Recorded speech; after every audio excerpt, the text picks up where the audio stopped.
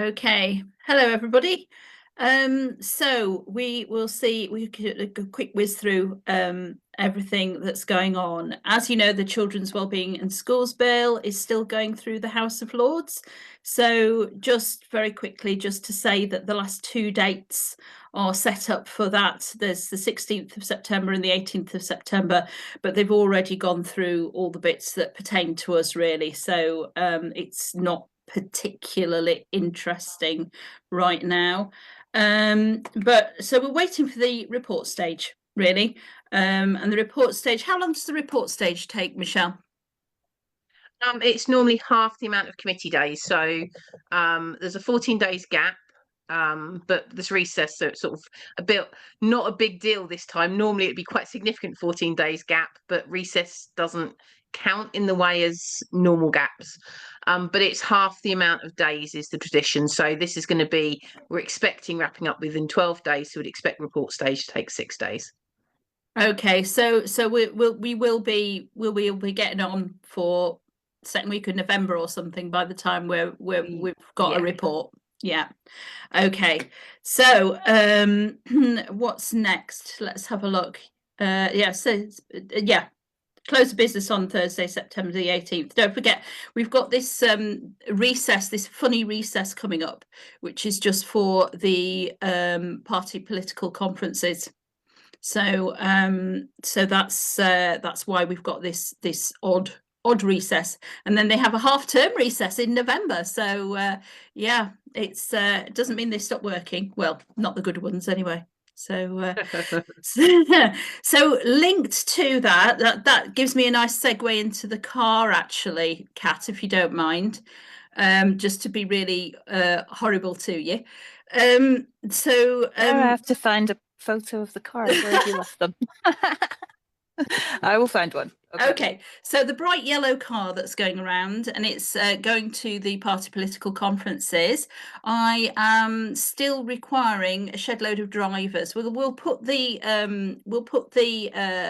sign up form underneath. I just want people that can spare a day or so, who have got a full driving license, who have fully comprehensive insurance on their own car. That means that they can drive another car third party. It's a tiny little electric car. It's great fun to drive. It doesn't go very far before you need a charge, but it's good. But that's actually a good thing, because it's a talking point every time you charge it up. And it's currently in Birmingham, and it needs to make its way down to Bournemouth for the Liberal Democrat conference. And we currently have a little bit of a sea change in the Liberal Democrats. I think they're a little bit more leaning towards us than they were, because of some of the conversations that have been had. Would you say that would be fair, Amy? I've seen quite a lot of the templates referencing the NSPCC. So if we can bring them on side a little more with debunking all of that and saying, this is not about safeguarding, because obviously we have Victoria Kalimbe Foundation speaking out against it, we will probably win them over completely. So there is just a tiny little sticking point, I think. Yeah. Okay. So yes, so we'll put the form down here. Please volunteer to drive the car. It's great fun, and we need to get it to the Lib Dem conference, and then it has to go all the way up to Liverpool for the Labour conference. So so yes, any volunteers, that would be great. Thank you. Yeah. And any people with drones that can film the car going along would be great. Yeah, and it now has a sticker on the top of it that's like that red circle, Stop the Children's Wellbeing and Schools Bill. So that's just terrific. So it'll look really good if we can get some drone footage of it driving along. That would be awesome. Okay, what's next, Kat? Aha. Okay, so this is Christian Today. They are it's just really a blog report about the things that we're very concerned about it feeling like a surveillance bill. So it just highlights the issues that we have been highlighting all the way along. and talks about how that was talked about in the House of Lords. So if you're having a conversation with an MP soon, it would be well worthwhile to go and read that post, because it will inform you in a way that it makes it accessible to talk about. Okay. So do you want to talk about this one, Michelle? Yeah, so a few different charities and organisations have got together because there was a petition put out with regards to SEND children and legal assessments, maintaining their legal assessments and legal rights. It got over the 100,000, and therefore tomorrow is listed as the day for debate. The debate isn't till 4:30 p.m. However, in the morning, there is a rally outside Parliament Square, on Parliament Square, on the side, but on the side that's outside Parliament, so not the far end, the side outside Parliament, from 11:30 to 1:30. Speakers do include actually a few MPs there. So Ed Davey is due to be speaking, which obviously, having just mentioned Democrats, obviously there might be an opportunity to maybe make him understand home education better and be able to understand our concerns. There's also, I believe, Helen Hayes, who also is an MP, and they're a Labour MP. And they're also normally, I think, they're currently the person for the Education Committee. There are disabled activists there as well, and other speakers, but just for sort of the cross messaging, there are a couple of MPs that you might be able to have a chat with while you're there. This is about just SEND rights right across the board, that, you know, and it's called Fight for Ordinary because actually just because someone has additional needs or disabilities, why are they not being given the same opportunities to education, regardless of whether that's home education, EOTAS, mainstream school, special school? Every child has a right to a suitable education. And this is just literally pointing out, look, you're not doing it as it is. LA's already failing. Schools are already failing. The education system is already broken. Please, come and listen. Hear us. Yeah. We're telling you this. So people are standing together to say it in person in the morning, and then there's the debate in the. They've moved it to one of the chambers now because it was in committee room, but it's now been moved to another hall. Yeah, because it's too big in the afternoon. It's because of the size of it. That's right. And bear in mind the message with SEND that we are always saying is that if they made all schools SEND friendly, particularly with things like neurodiversity, neurodivergent children, then everybody would be happier. So we need to make schools more inclusive and kinder places to be, and that would support a lot of the SEND stuff. Whereas what we're getting now is we're getting SEND things labelled as behaviour, and then children labelled as naughty and choosing to do things, etc., etc. And this is only going to get worse if the rumours that we've heard about the changes are enacted. This is actually going to worsen what we've got. And it's worth noting that nobody's actually been recorded as writing to Helen Hayes yet. So if you have, let us know. And if you've got a response from her, let us know. And then that helps those that do meet her on the day. Which is her constituency. Amy, she has met with some home educators, because I know she offered to give them a Parliament tour. I don't think they sent me their message, but they did. Her response was to offer them a Parliament tour. So I know she has responded, but I don't know if she actually responded or just offered them a Parliament tour. Yeah, so that's Dulwich and West Norwood. So nobody's been recorded yet on my spreadsheet as having sent her the template letter.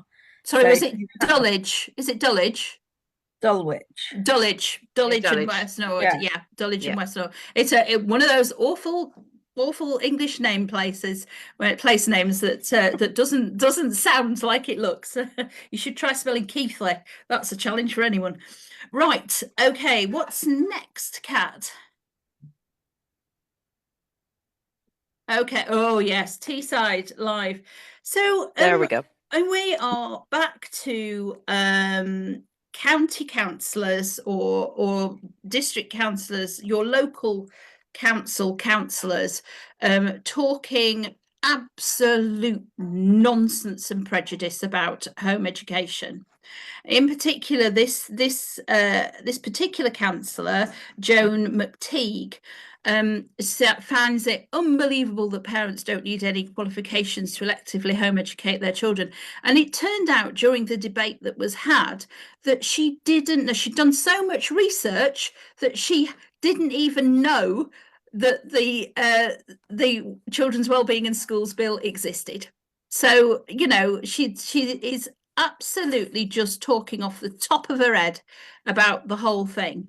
So the other irony is a big proportion of schools are academies. Academies don't have to, because that's one of the bits in the wellbeing bill that's actually causing problems, because they're struggling to recruit as it is, because they don't have to have qualified teacher status. So the teachers in the school that you're sending your child to haven't necessarily got the teaching qualifications. So it's one of those bits like, well, you know, you're expecting parents to have a higher grade than we're expecting the schools to have. And then this councillor Lewis Young also joined in the debate, and he said he was talking about children being given 12 hours a day religious instruction and coming out of institutions that were just giving them religious instruction, not even able to speak English. Now, we've got very, very little evidence to support that. He then goes on to say, oh, it's not around us, it's Manchester and London that's happening in. So he's also talking rubbish about somewhere that he doesn't live, which is great. I wondered if Kat could scroll down, because there was a quote down there as well, where on his bit, which I thought was really quite laughable, because he says they asked what the scale of the issue was and what current safeguards are in place. Councillor McTeague responded that nobody seems to know what authority the council has. No, they don't know, but the council, obviously these councillors don't know. That doesn't mean nobody seems to know. It's just ridiculous. It doesn't have to fill potholes either. And what they mean is nobody bothered to find out. They had lots of opportunity to find out, and they didn't bother. They could have simply asked the elective home education officer to come along to their meeting to ask them what authority do you have? What does? I think it also says later on in this article that that they don't have the ability. It's a very long process to get a child back into school, and then it mashes up safeguarding with education issues, and they said they don't have the right to and right toward the end of it, it then says that they are calling for the police and local authorities to have access to children in their homes, statutory access. If there's anyone that's in this council that watches this, and you know, I think a good strongly worded letter could be really helpful to the council, you know, and there are people here that would be willing to help you with the wording of that. Or if you have some really, really decent teenagers, go and get them to go and sit in on the next meeting. Or send them a copy of the home education guidance and say, you said nobody seems to know. Well, now you do. Absolutely. Absolutely. Right. Okay. So in contrast, I believe we have Calderdale. And in Calderdale, Calderdale's always been a fairly okay authority with home education, by the way. But they want to look into supporting home educators in as much as making sure that they know how to access mental health support and out of school, so school holiday clubs and things like that, so that they get. Sorry, just look at that quote there on the screen. Yeah. No remit. Chosen to home educate. There's no remit and no wish to get these children back into school. That is music to my ears. Yeah. So this is a complete contrast, and they are also talking about all the issues which are happening in school, and that they're saying that the parents have no choice but to deregister in order to avoid fines and some of the brutal stuff that goes on if you don't manage to get your child in school. So what a contrast to Middlesbrough's attitude. Middlesbrough's always been a bit bad anyway, you know. So we'll see. we'll see what happens. But I think Calderdale is, you know, go talk to your local councillors in Calderdale and say thank you. You know, we need to praise the good as well as criticise the bad. Otherwise, the good will not continue. Okay, what's up next, Kat? We have got, oh yes, oh, and then this is just more of the, oh my goodness me, lots of people are starting to home educate. 6 families a week turning to it in Northamptonshire, which is quite a small authority, by the way. So 6 families a week is bigger than it might sound. But you know, if their schools weren't rubbish, maybe they wouldn't. That's all I'm saying. Okay, there were some good comments on the Facebook post with this. The home educators are really on it with the comments at the moment, and really putting things out there that need to be heard. Yeah, absolutely. It's yeah, we're getting much better, aren't we, at commenting. Right, okay, what's up next? Out of school settings and safeguarding. So there are 2 linked things going on here. This is the open call for evidence for strengthening safeguarding, if you will. It expires on, the deadline is the 21st of September. Exactly. So bear in mind the Department for Education are very confused about how to categorise everything. So this will say out of school settings, and then there's another thing going on that we'll talk about in a second, which is about unregistered alternative provision. Both of those things can mean the same thing in many instances. So if you're confused, so are they. Don't feel that it's just you. They are very confused too, because they don't understand nuance and variety. They want everything to follow a set pattern, because you know they want us all to come out like sausages out of a sausage factory when it comes to education. So if you can, this has been extended to the 21st. If you can at all manage it, please do go and fill this in. We did a walkthrough, didn't we, Juliet? We did, and it's on the home education channel on YouTube. There you go. So you can go on the walkthrough, and that will help you fill it in. Right, what's next, Kat?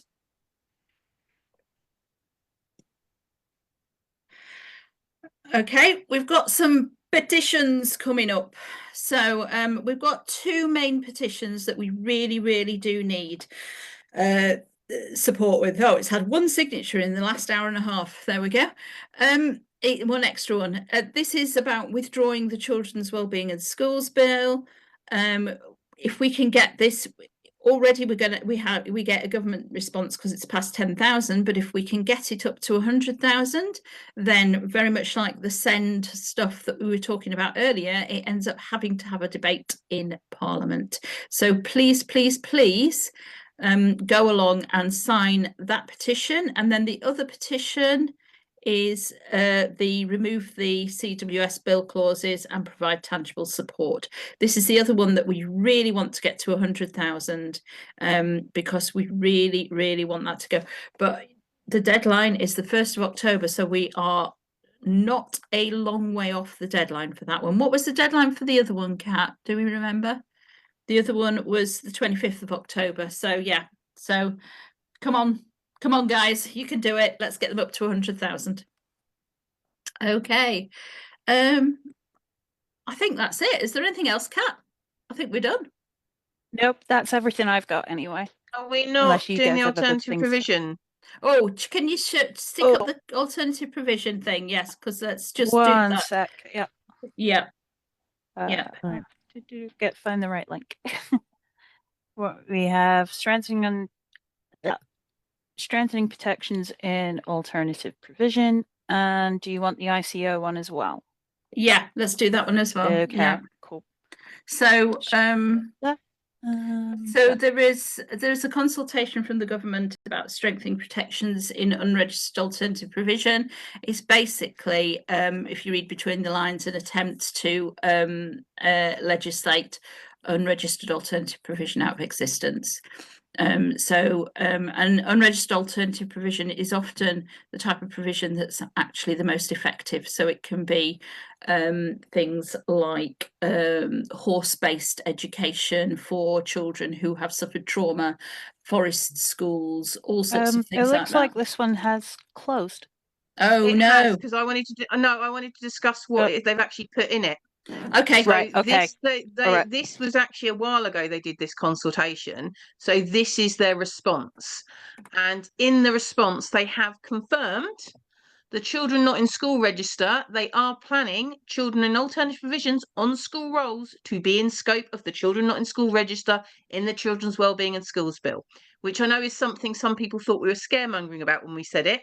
They can go to the government document now. They have said that they plan for alternative provisions either to be in scope. They are also trying to remove an option for you to only be at an alternative provision. So they're saying that a child should still be on a school register, even if they're at the alternative provision, which sort of doesn't make sense. And an alternative provision is only to be used if the plan is to get the child back to school. Now, this is, which shows all the direction of travel of things we've been being told. So the other bit that's really interesting is pretty much every time parents disagree or agree, they're ignored. So they do break down the responses to the questions into what LA said, what providers said, what parents said, and pretty much every time when the majority of the parents think it should be A, they have chosen to go with B. And that's throughout this document. So again, it just shows that the direction of travel the government's going is fingers in its ears if parents are saying that won't work for my child. And they seem to be ignoring the providers as well.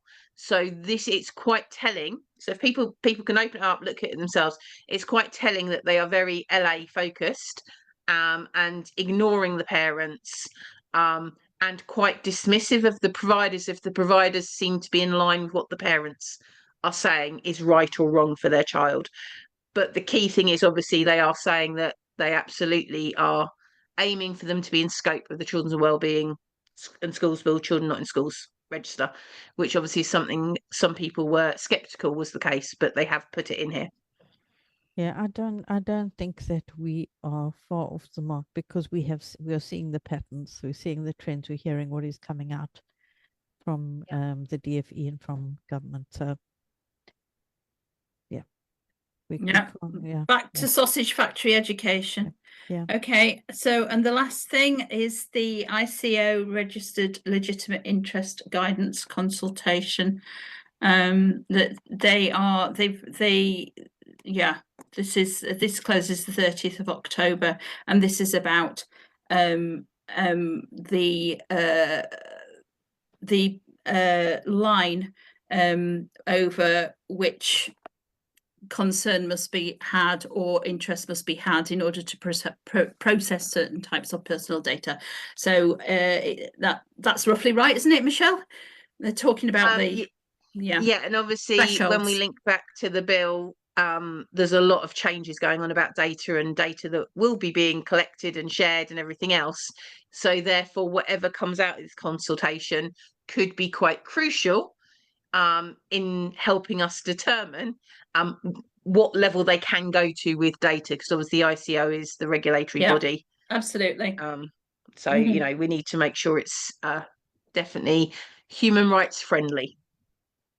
Okay, and there you go. Vulnerable individual can be a child, basically somebody under 18. Okay, I think we are done this time. Sorry, we forgot those two little bits and pieces. Don't forget to sign up for the Substack if you haven't already, so you can get all the links in your inbox tomorrow. And I'm sure that link for the Substack will pop up in the comments under this soon enough. Okay. Okay, thank you very much. Okay. Good night. Night.